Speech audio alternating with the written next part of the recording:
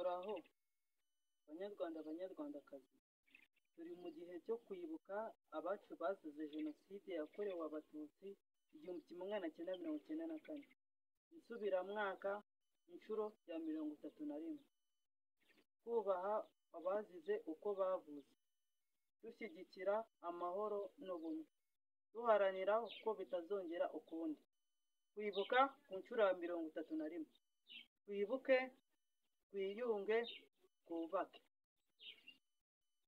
This year, we remember for the 31st time the 1994 genocide against the Tutsi.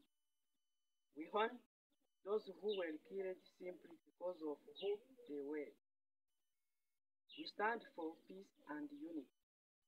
We are committed to ensuring it never happens again. Kwibuka ku nshuro ya 31. We remember, unity, renew.